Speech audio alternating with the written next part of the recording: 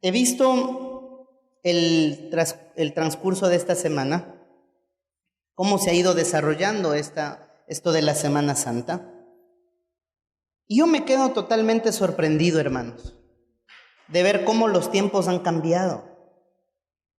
Todo en la modernidad en la cual vivimos cambió de una forma radical con respecto a la Semana Santa. ¿Por qué? Yo no sé si usted recuerda, pero desde los mitos han cambiado. ¿Cómo era antes? ¿Qué se decía antes? Por ejemplo, nos enseñaban cuando éramos niños, decían, no, en Semana Santa es prohibido comer carne, nos decían. No sé si acá en El Salvador también decían lo mismo. Prohibido comer carne. ¿Por qué decían que era prohibido comer carne? ¿Por qué? Aquí les decían lo mismo, ¿no es cierto? ¿Por qué? Yo tengo mi versión Ecuador, no sé aquí cuál es la versión salvadoreña. Pero porque no se podía comer carne. ¿Por qué era qué? Por la muerte de Jesús, decían que no se puede comer carne. Yo me acuerdo en los tiempos de antes, hermanos, que decían que ni siquiera podía uno bañarse. Decían, no puedes bañarte porque te vas a convertir en pescado, le decían a uno. ¿Por qué? No sé. No recuerdo honestamente si me bañaba o no me bañaba en esa semana. No recuerdo, eso es algo que se me ha borrado del cassette, del CD, de la memoria. También decían algo curioso, decían que era prohibido en Semana Santa tener relaciones sexuales porque se quedan pegados.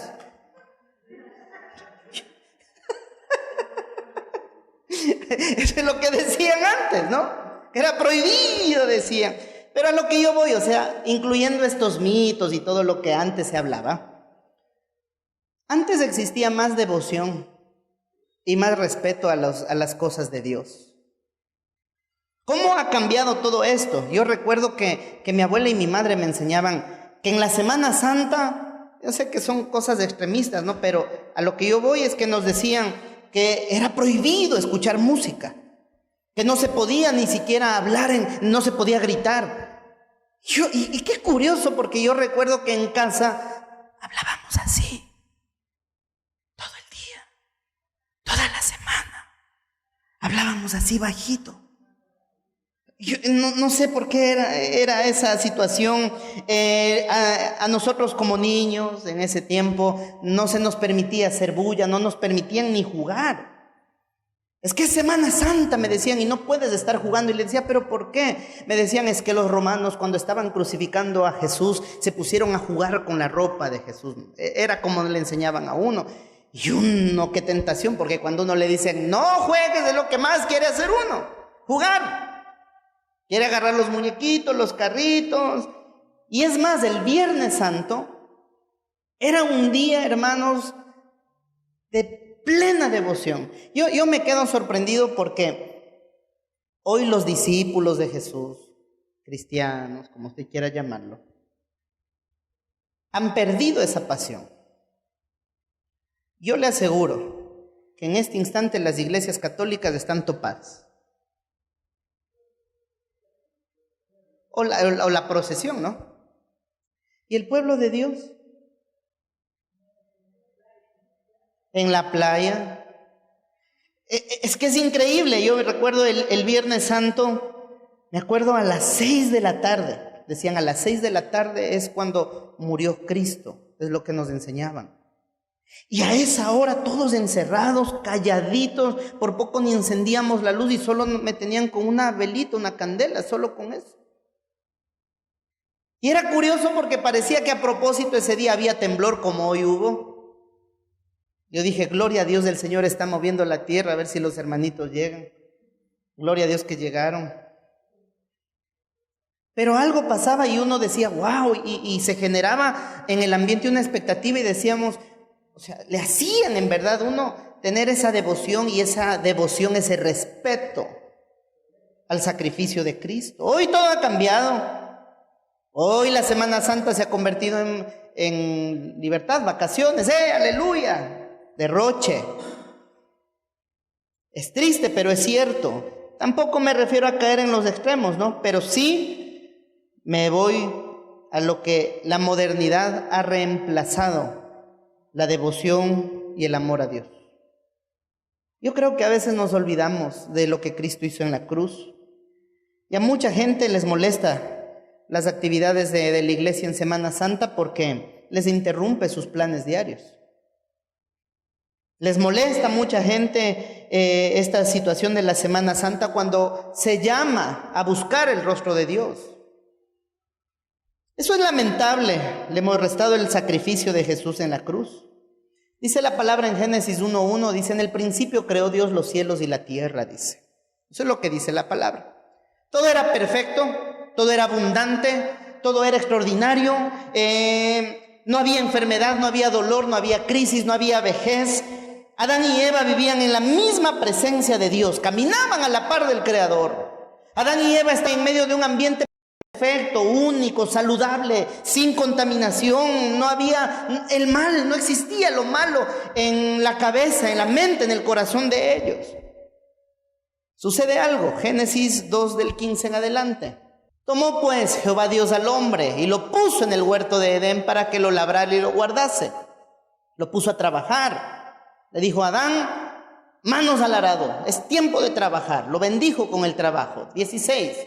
Y mandó Jehová Dios al hombre diciendo: de todo árbol del huerto puedes comer, de todo árbol, mas del árbol de la ciencia, del bien y del mal no comerás, porque el día que de él comieres, ciertamente, ¿qué cosa? Morirás. Adán y Eva, ¿qué pasó? Decidieron, eligieron desobedecer a Dios, comieron del fruto que el Señor les dijo que no comiesen. Pregunta: ¿por qué no murieron? Porque acá la palabra nos está diciendo, el Señor les da la advertencia y les dice: de todo árbol pueden comer, pero de este árbol no van a comer. El día que de él coman, van a morir. ¿Comieron o no comieron? Sí comieron del fruto del árbol. No era la manzana, no era el mango, no se sabe cuál fruto era. Solo un fruto, dice la Biblia. A lo que voy es: pecaron pero no murieron. ¿Por qué no murieron? ¿Qué pasó? Porque quedaron vivos. Y dice la Biblia que ellos se escondían de Dios y que agarraron hojas de higuera y empezaron a cubrir su desnudez, se sintieron desnudos. Por una parte, la muerte tipificaba consecuencias que no eran pocas. Dentro de esas consecuencias, ¿cuáles, pastor? La mujer, a partir de eso, tendría que dar a luz con dolor. Le iba a costar el parto. La tierra sería dura para producir. Y dice la palabra que el Señor le dijo a Adán: con el sudor de tu rostro comerás. Eso dice la Biblia. Y también, ¿qué consecuencias? La muerte literal, la vejez, la enfermedad, el odio, la discordia, las guerras. Todo eso se dio apertura. Eso también tipifica la muerte. Esto me lleva al primer punto, que tomemos en cuenta lo que es el sacrificio. ¿Qué es esto del sacrificio? Si bien es cierto, Adán y Eva no murieron, pero también hubo algo de por medio.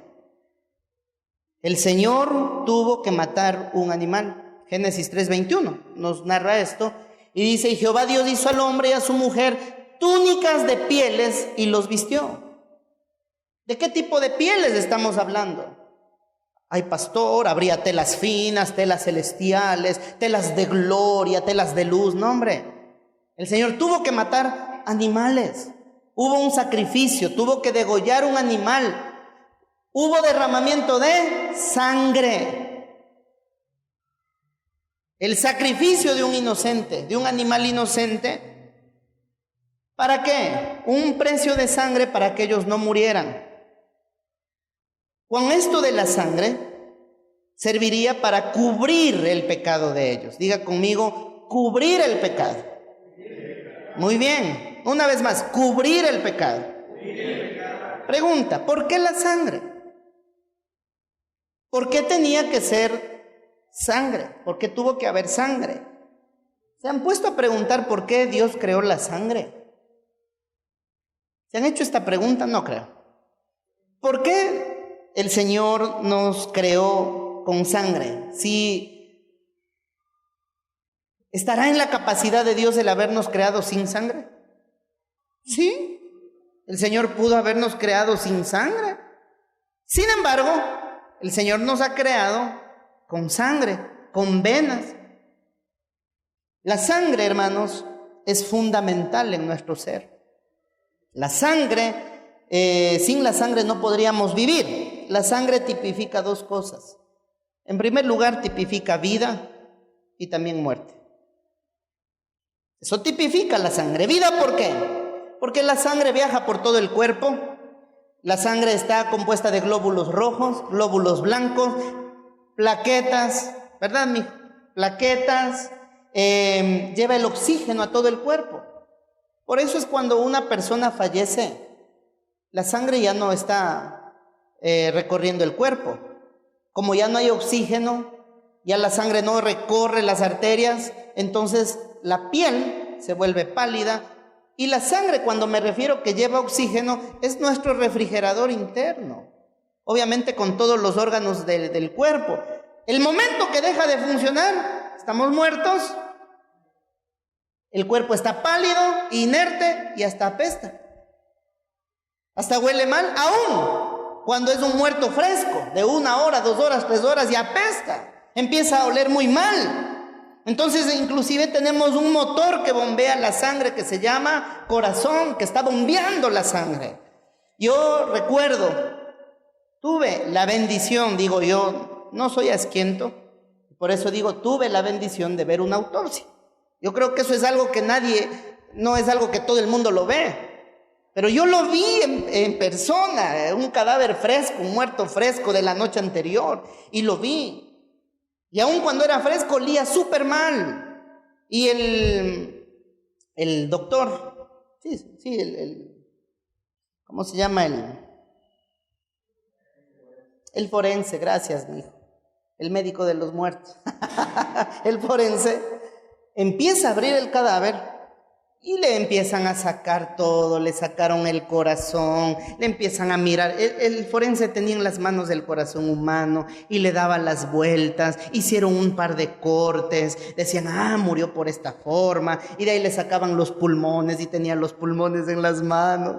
Y así, cuando en eso me muestra una arteria que va por todo el cuerpo, la arteria principal, y la abre. Arteria gruesa. Correcto. La abre y me dice, mire, pastor, y en lo que le abre, al interior, un montón de huequitos pequeñitos. Huequitos. Le digo, ¿y por qué tiene tanto hueco? Le digo, ¿qué pasó? Me dice, es que por todos esos orificios se distribuye la sangre a todo el cuerpo. Eran unas cositas tan pequeñitas, pero estaba lleno de huecos, de orificios. Dice, así es como el Señor nos ha hecho. Y por todo ese montón de huequitos es que se distribuye la sangre a todo el cuerpo. Es vida la sangre. La sangre tipifica vida y también muerte. ¿Por qué razón? Porque es un acto de corrupción o de violencia. La crónica roja, los típicos periódicos que por poco usted los agarra y ya están chorreando sangre. Es una muestra de violencia, de muerte. El Señor mató a un animal para cubrir el pecado, la desobediencia de Adán y Eva. Derramó sangre inocente para que estos seres humanos no se murieran y se mantuvieran vivos.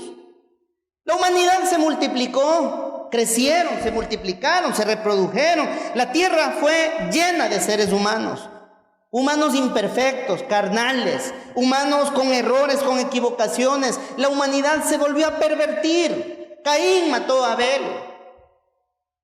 Una humanidad tan perversa que llegamos a un punto donde la humanidad estaba tan corrupta que el Señor se ve y trae un diluvio y extermina a toda la población del mundo.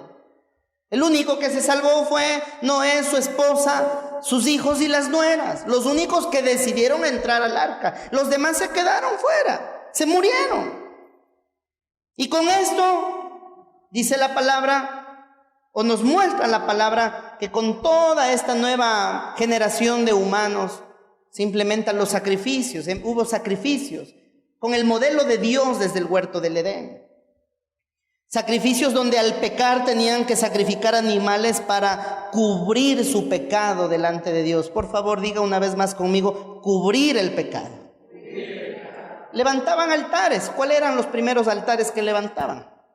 Eran altares con piedras, era una base de grandes piedras que ellos levantaban.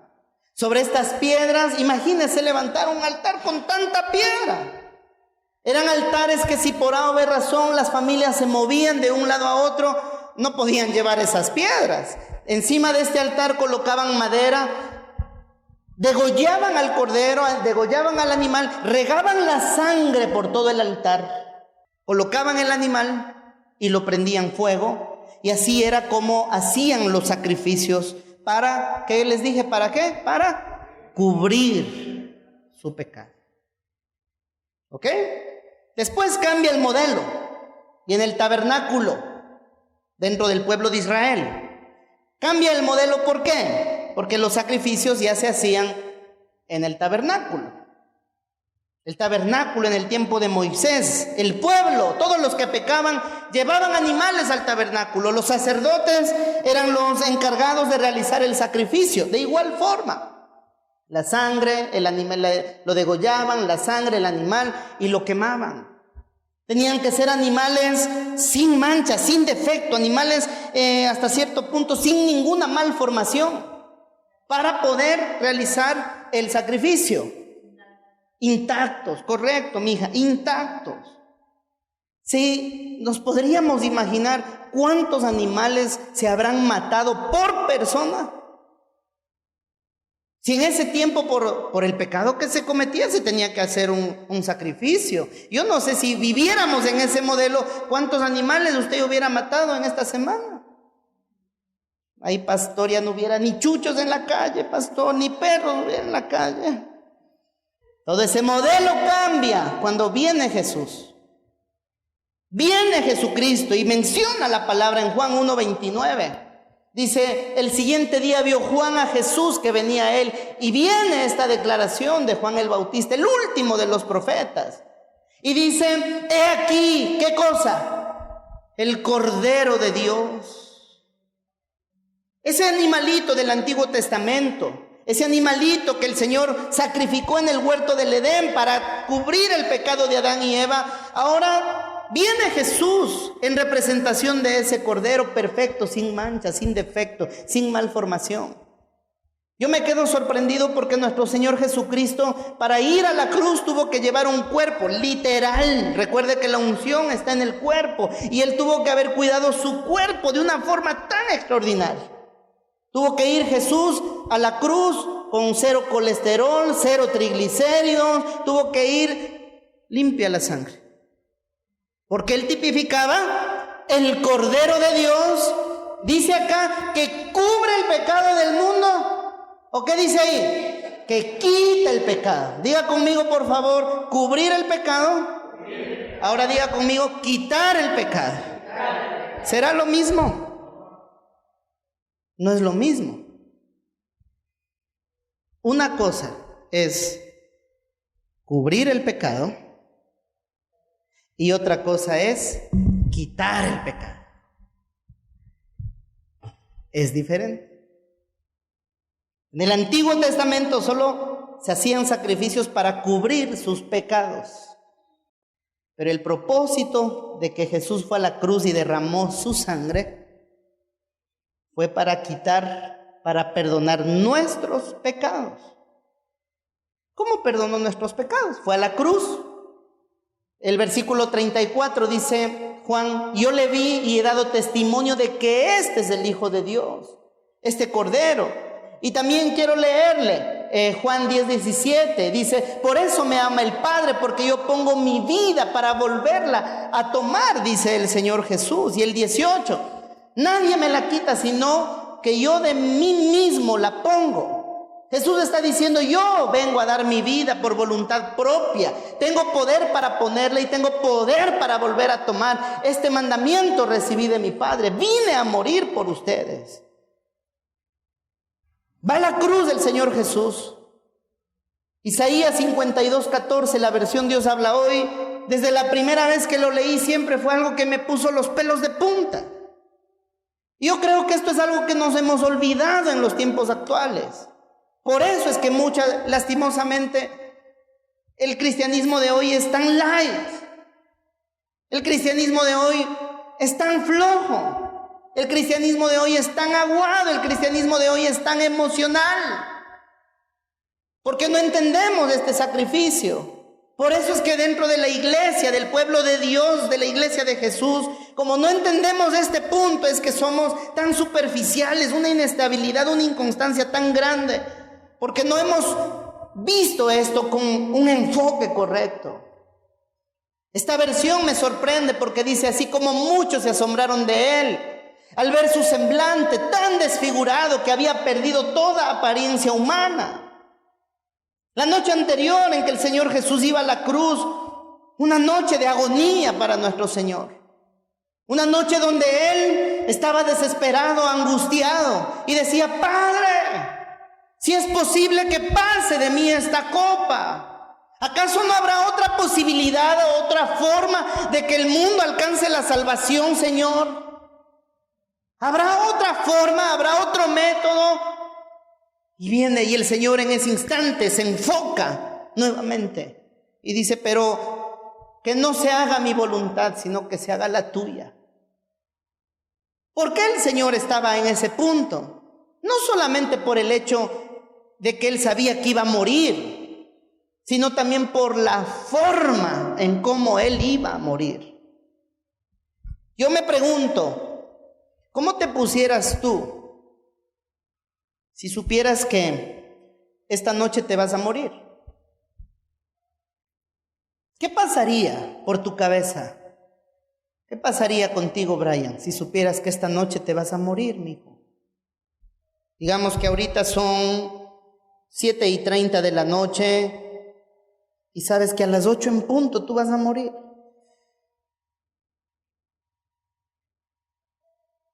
Yo no sé si en ese instante te quedaras aquí de rodillas hasta las 8.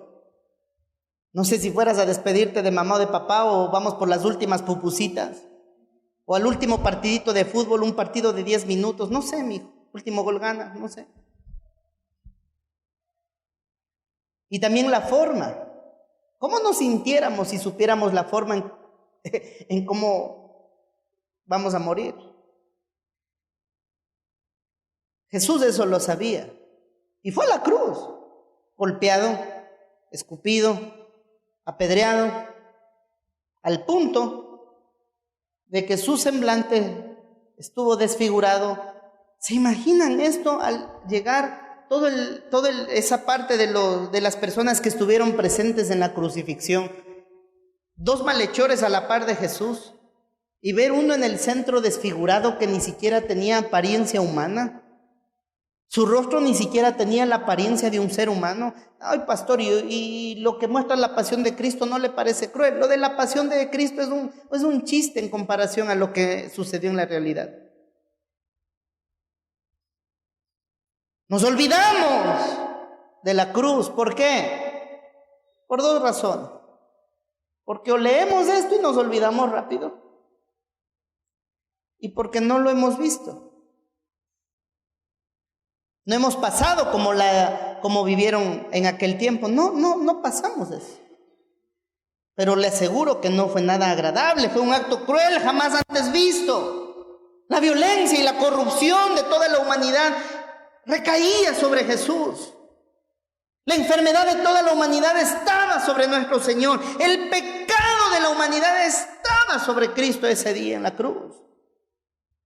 Todo eso cargaba nuestro Señor. Ay, pastor, me salvé porque era de esos pecadores de ese tiempo. No, hombre, nosotros también estábamos metidos ahí aún cuando no existíamos. ¿Cómo, pastor, puede decir que nuestros pecados iban ahí aún cuando ni existíamos? ¿Qué dice Jeremías 1:5? Antes que te formase en el vientre, te conocí. Y antes que nacieses, te santifiqué, te hice para mí. Antes que nazcas, yo ya sabía tus metidas de pata, hombre. Así que ahí te las incluí. Díganle al que tiene la pan. Ahí fue en combo lo nuestro también, hermano.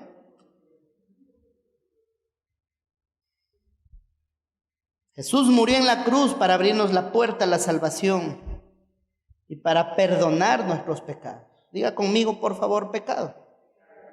¿Por qué muchas veces hoy no vemos con enfoque la cruz, la sangre de Cristo? ¿Por qué? Por esta razón, porque al pecado no lo vemos con la seriedad del caso. Esto hay que ponerle mucho ojo. Pregunta, ¿qué es pecado? Pecado es fallar. Pecado es errar al blanco.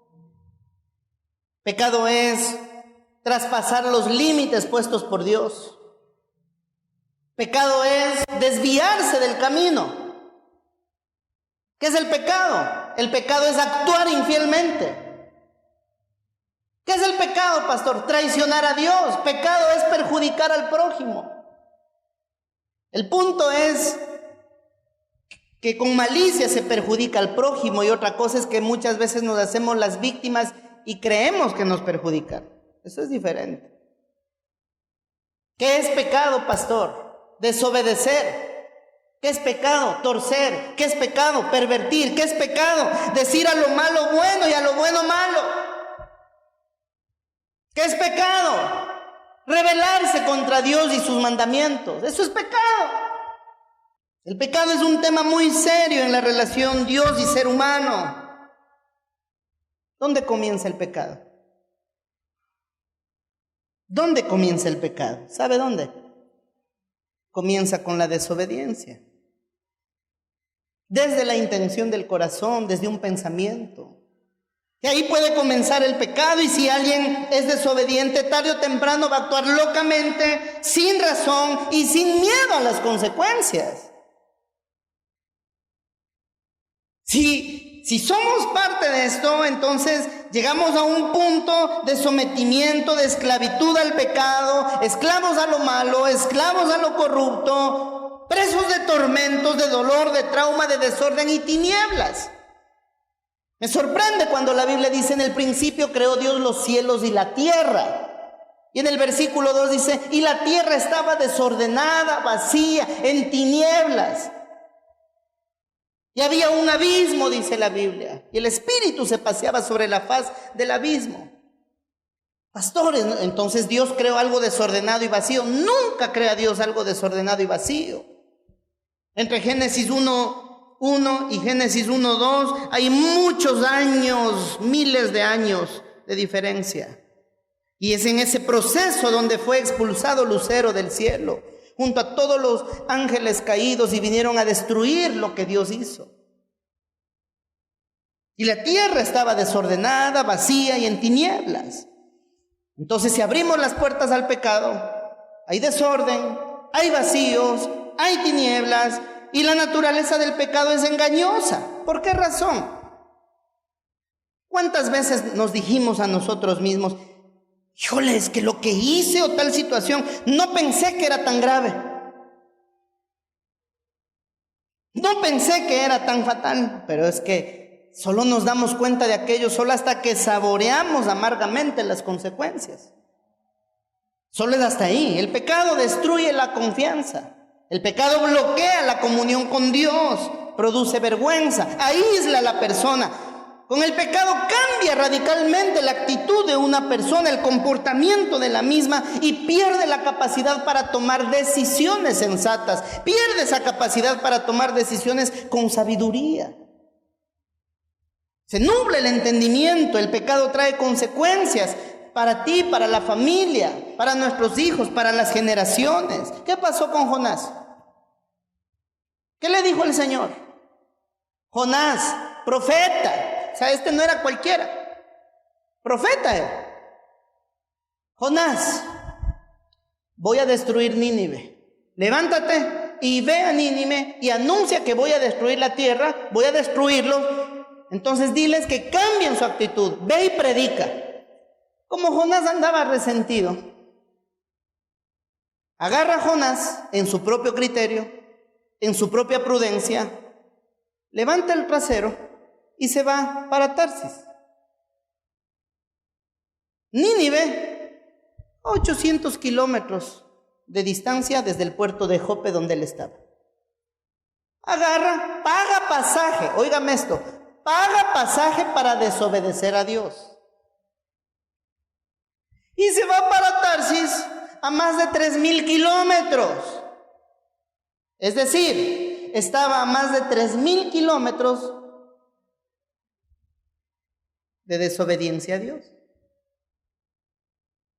¿Cuántas veces tú y yo hemos pagado pisto, gasolina, comida, recursos para desobedecer? Híjole.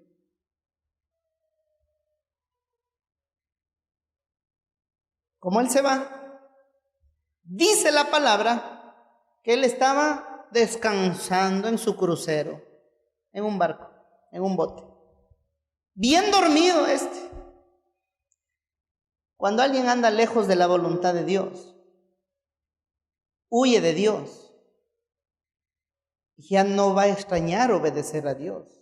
Y el otro está en el barco y dice la Biblia que el Señor, no dice Don Sata, fue Dios quien levanta una tempestad en el mar, al punto que el barco por poco se hunde, y todo. Se asustaron los marineros, y tanto era la desesperación que empiezan a deshacerse de su carga, empiezan a botar todo su trabajo, empiezan a echar por la borda todo su esfuerzo, su sacrificio. ¿Por qué? Porque había un Jonás en el barco.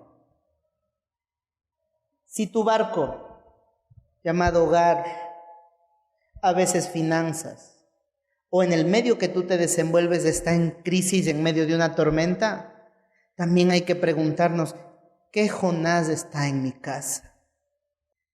Jonás es lanzado al mar, ¿no?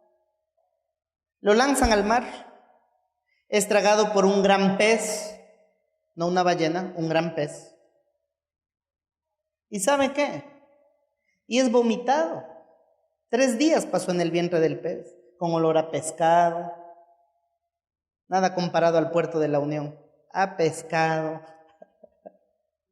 a vísceras, y es vomitado. Y no fue vomitado por si acaso en Nínive, fue vomitado en un lugar, y todo el vomitado tuvo que caminar en obediencia a donde Dios le dijo que vaya. Es que a veces pensamos que nos salimos con la nuestra y viene papá y nos endereza. Así es como el Señor nos empieza a tratar. El rey David pecó. Tuvo un embarazo no deseado, ¿no? Y el producto de ese embarazo no deseado murió. Ese niño murió. Pregunta: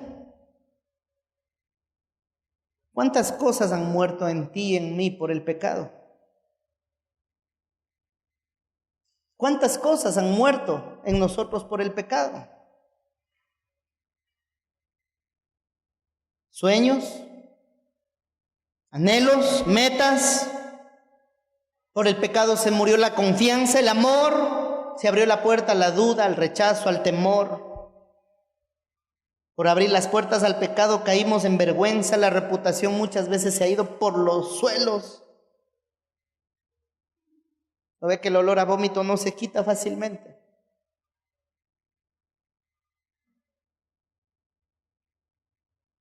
Yo recuerdo en la época donde andaba, los que hacíamos el ejercicio, ¿no? ¿Cómo terminábamos después de esas noches de locura? ¿Cómo terminábamos?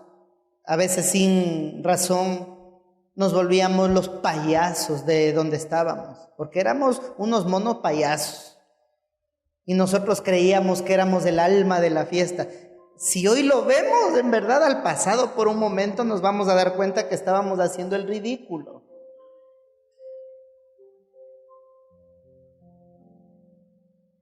Es que uno también se acuerda, hermanos. Años que ya tenía de ser cristiano. Recuerdo un día que uno de mis intentos, lo puedo definir de esta forma. en uno de mis intentos por ser fiel a Dios, decía yo. Intentos porque no era constante, intentos porque fallaba una y otra vez. Y en esos intentos empecé en mi desesperación, porque tampoco es que tenía alguien que me guiara. No tenía eso. Tenía pastor, sí, pero el único día que le veía era el domingo cada vez que predicaba y no le volvía a ver más. Porque él salía ya solo el rato que tenía que predicar y se iba. No tenía acceso a la oficina, porque siempre al inicio, que era un pasillo, siempre estaba alguien en la puerta y no teníamos el acceso al pastor. No había. Entonces yo solo le veía el domingo, no tenía un consejo, no tenía una relación como tal. Por eso le digo, en uno de mis intentos, entonces trataba en la semana de buscar ayuda. Iba a la célula de un lado, después iba a la célula de otro lado, me metía en la célula de otro lado. Esos eran mis intentos desesperados por agradar a Dios. Sabe que en muchos de esos intentos fallé. Salía lleno de Dios. Creía. Salía con un peso menos. Iba en mi vehículo con las alabanzas a todo volumen. Me bajaba, llegaba a la casa, la Biblia bajo el brazo. Y estaba ahí la tentación. Yo recuerdo un día que llego a mi casa y estaba toda mi familia en el chupe. Todos. Yo vivía ahí, no podía esconderme tampoco. Y llego con la Biblia bajo el brazo y me dicen, ¿y de dónde vienes? Por poco así. Ah, de la célula. ¿Y eso qué es? ¿Una Biblia? Sí, es una Biblia. Ah, servite. Y ahí se iba al suelo todos mis intentos. Se echaba a perder.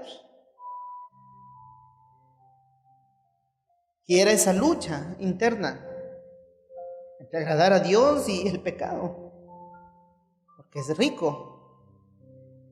Y terminaba cediendo. La Biblia terminaba por ahí.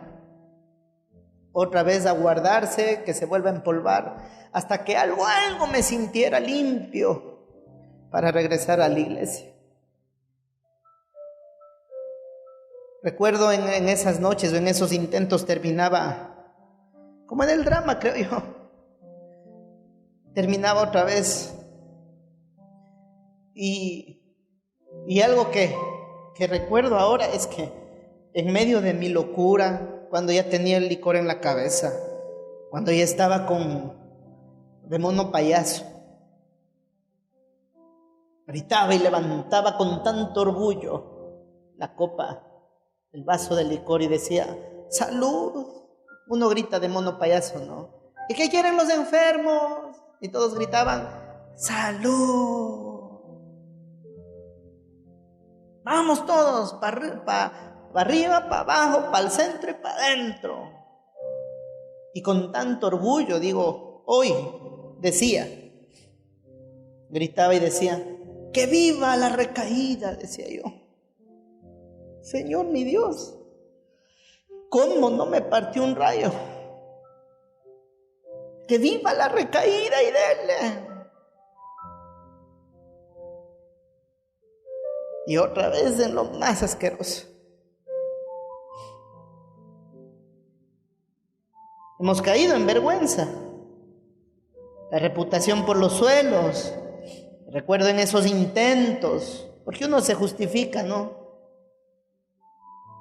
Recuerdo en esos intentos cuando aún en medio de la familia estábamos levantando copas y alguien me dijo, ¿y tú por qué estás bebiendo si se supone que eres cristiano? Me dijo. Yo le di, y uno se empieza a autojustificar. Y mis justificantes eran, es que no estoy con mis amigos, lo estoy haciendo con ustedes que son mi familia, un momentito ameno.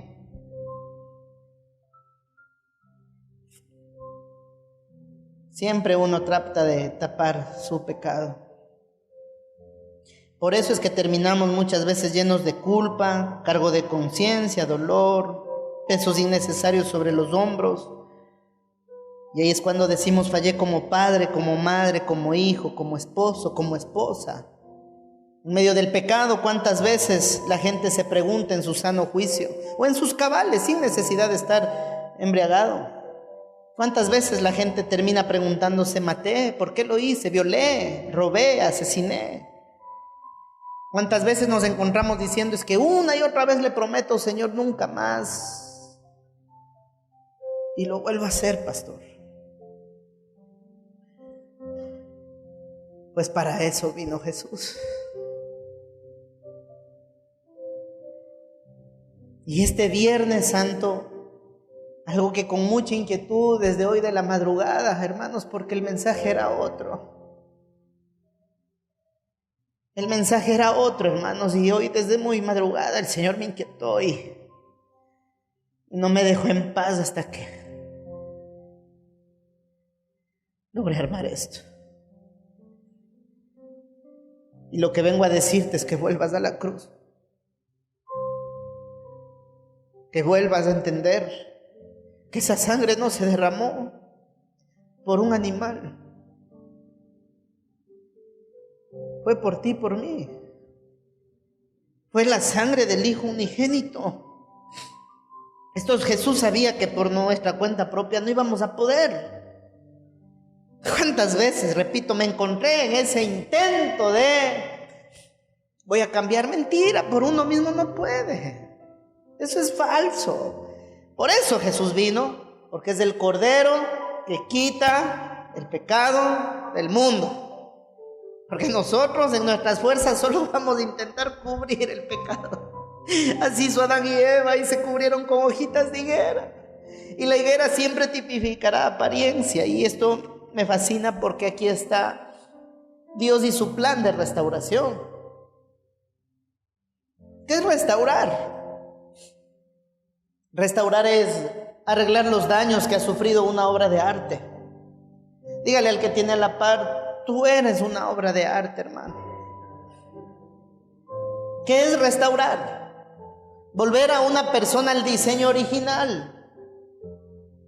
¿Qué es restaurar? Es recuperar, es recobrar. ¿Qué es restaurar? Reparar el deterioro que haya sufrido.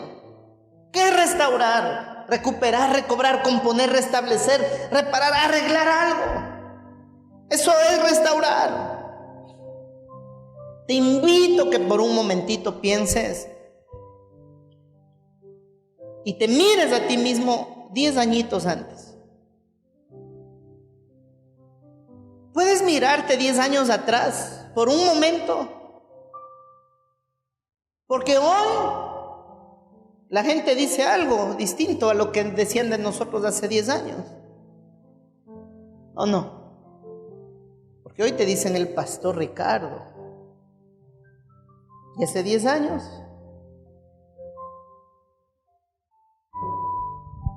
Hace 10 años, hoy, el hermano Manuelito, cómo el Señor lo usa en la guitarra. ¡Wow! ¿Y hace 10 años?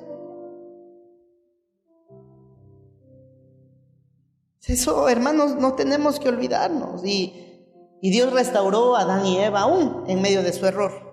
Los restauró, no los dejó morir. David, el rey David fue restaurado, sacrificado casi digo. Fue restaurado.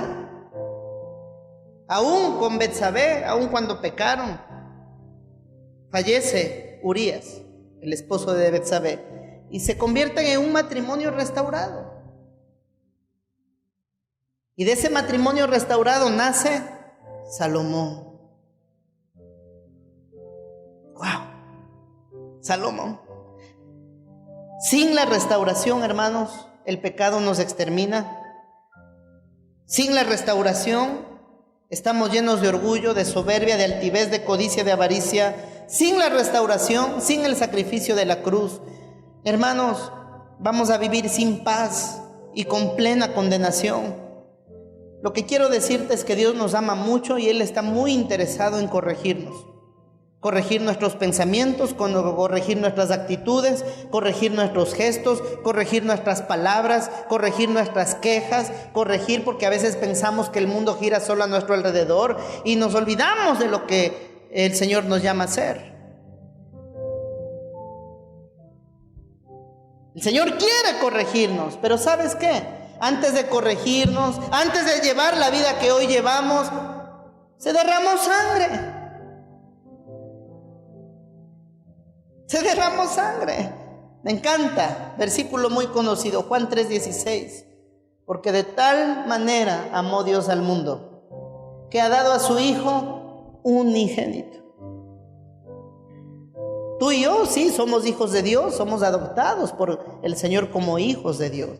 Pero Jesús es su Hijo unigénito, para que todo aquel que en Él cree no se pierda, mas tenga vida eterna. Con la restauración viene la reconciliación. Nos reconciliamos con Dios, nos reconciliamos con el prójimo. Llega la reconciliación entre amigos, llega la reconciliación entre padres con los hijos o entre hijos hacia con los padres, entre hermanos. ¿Cuántas veces con nuestros hermanos de sangre? ¿Cuánta gente hay con sus propios hermanos que no pueden verse ni en pintura, no se hablan, más bien cuando se ven es un motivo para odiarse más? Nos reconciliamos también como siervos de Dios porque volvemos al llamado, volvemos al servicio, volvemos a la productividad. Nos enfocamos nuevamente. Efesios 1:7. En quien tenemos redención, ¿por qué? Dice, por su sangre. El perdón de pecados según las riquezas de su gracia. Es decir, somos transformados de lo malo a lo bueno, de lo sucio a lo limpio, de rebeldes a obedientes. Así hemos pasado, hermanos, todo. Tito 3 del 4 en adelante. Pero cuando se manifestó la bondad de Dios nuestro Salvador y su amor para con los hombres, nos salvó, no por obras de justicia que nosotros hubiéramos hecho. Sí, hermanos, vean. Si es por el servicio dentro de la iglesia, aquí en el piano, en la guitarra, en lo que sea, ni con eso, hermanos, alcanzaríamos a alcanzar la salvación por cuenta propia. Y a veces pensamos que eso ya, wow, es lo máximo. Nada, hermano. Es una mínima parte. Ni toda la eternidad sirviendo al Señor no alcanzaríamos a pagarle todo lo que Él ha hecho por nosotros. Dígame usted, ¿cuánto le debe Dios a usted? ¿Dios le debe algo a usted? ¿Dios está endeudado con usted en algo? Dios no nos debe nada. Nosotros le debemos todo. Pero cuando nos olvidamos de eso, pensamos que Él nos debe. No lo decimos, pero la conducta lo grita. En el 5, por el lavamiento de la regeneración y la renovación en el Espíritu Santo, el cual derramó en nosotros abundantemente por Jesucristo nuestro Salvador, para que justificados por su gracia, viniésemos a ser herederos conforme a la esperanza de la vida eterna.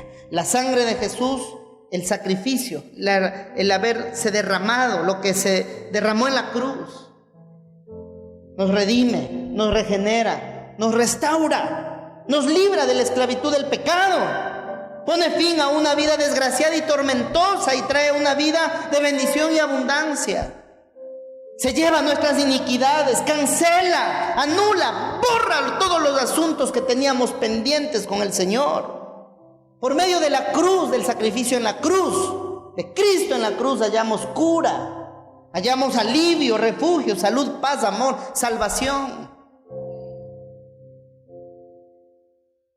En el nombre de Jesús de Nazaret, todo lo que has perdido por causa del pecado, por la sangre de Jesús que una sola vez fue derramada, en la restauración de Él lo vas a recuperar. Pregunta, ¿cuánto hemos perdido? Pastor, he perdido la paz. Fue por la sangre de Cristo que ya te fue restaurada. Pastor, es que he perdido el amor. Bueno, fue por el sacrificio en la cruz que ya está a tu alcance. Pastores, que he perdido mi propósito, vivo sin propósito. Es el sacrificio de Jesús que hoy ya te devuelve ese propósito.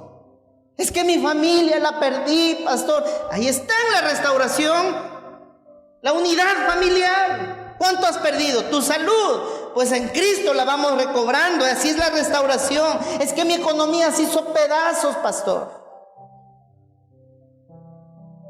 Porque antes, de casualidad no recordamos cuánto invertíamos para pecar. No era poco, ¿no? ¿Cuánto invertíamos? Yo me acuerdo, hermano, que me costaba ir yo a echarme una buena comida, pero cuando se trataba del guaro, del licor, no escatimaba gastos. Las jabas de cerveza, dele, las que sea, no importa, si ya no había, es que ya es tarde, no hay dónde comprar, no importa, ahí está el carro a la orden, a donde sea. Vamos a buscar por toda la ciudad, debe estar una licorería abierta. Y si no está la licorería abierta, no nos acordamos cuántas veces íbamos a golpearle al señor de la tienda que nos abra. Y con tanta dulzura que decíamos, no, véndame traguito.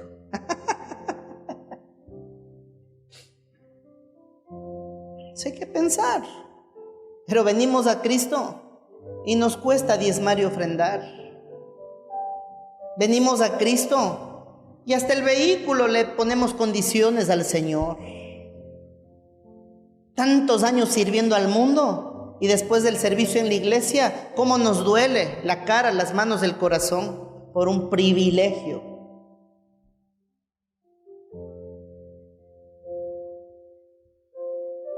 Nuestra salud ha sido restaurada, el honor, la confianza, la reputación. Concluyo con esto, hermanos. Aprovechemos la puerta abierta de la salvación. Aprovechémosla. Quiero decirle que Jesús fue una sola vez a la cruz. Una sola vez. Y hay una sola puerta abierta. La Biblia es clara y dice que busquemos al Señor mientras Él pueda ser hallado. ¿Qué tal si hoy regresamos a la cruz? ¿Qué tal si hoy le damos ese valor a ese sacrificio, ese derramamiento de sangre? ¿Cómo llegaste hoy acá? A ver. ¿Bañado? Mira el que tienes a la par, míralo. A ver, échale una olfateada de confianza. Olfatéalo. Y dile, motívalo y dile, hueles delicioso. Eso. Ya, usted yo sé que hoy vino bañado, rasurado, perfumado. Pero delante de Dios, ¿cómo estás? Porque ¿sabe qué? Por mucho perfume, por muy bañados, por muy ropita linda que hoy tengamos, delante de Dios el pecado apesta igual.